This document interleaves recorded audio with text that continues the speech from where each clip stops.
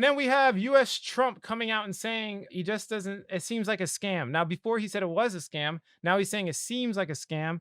But the funny part is, and I want to be very clear with this Trump guy, of course, he's not the president anymore, but he's obviously a big figure. A lot of people follow him. He's talking about the current system, current financial system, and how it's kind of broken. But you could see where he's looking. You could see, oh, let me look to commodities. Let me look to gold. Oh, well, I guess I have to look into Bitcoin.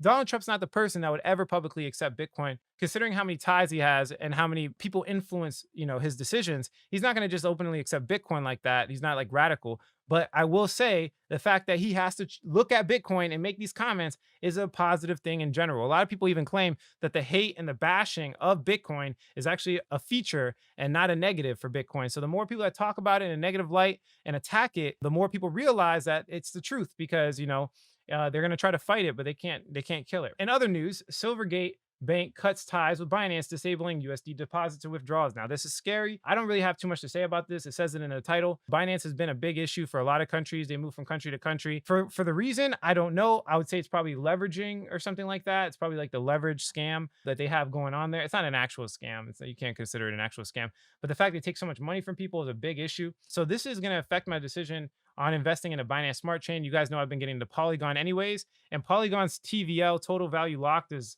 about to pass Binance Smart Chains, which is absolutely ridiculous because they've been out for far less time. And Binance Smart Chain is a whole like blockchain.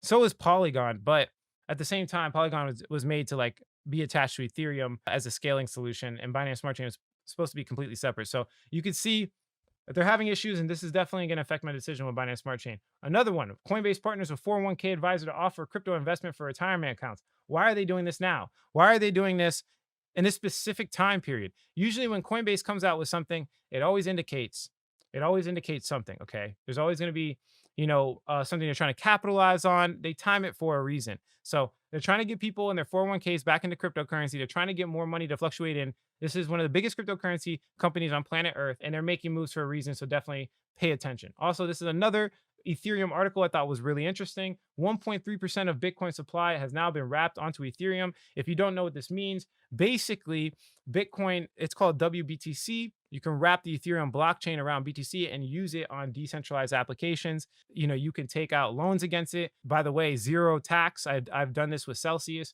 I was able to take a loan out on my Ethereum and Bitcoin, and this has nothing to do with wrap Bitcoin, but I was able to take this loan out and pay for my Tesla. If you haven't watched that video, go watch the video on my channel. But, DeFi in general, I always said, Bitcoin's probably not going to, make it without DeFi. And the fact that we have all this functionality in general just happening with this old blockchain, but now on Ethereum is great. You can do so much with it. And if it really is the store of value that everybody talks about, the digital gold, well, it needs to integrate with everything else.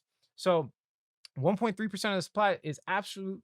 It's huge. It's huge, and I'm glad that people are migrating over. And if I were to buy Bitcoin myself, why not buy WBTC and then get some yield on it? It's great. And then just the last piece of news that I thought was interesting, CNBC. I just want to comment on this. Why on weekends there's always this negative news, guys? Look, they're going to try to take advantage of you by any means. If you watch the chart, right, look at major dumps.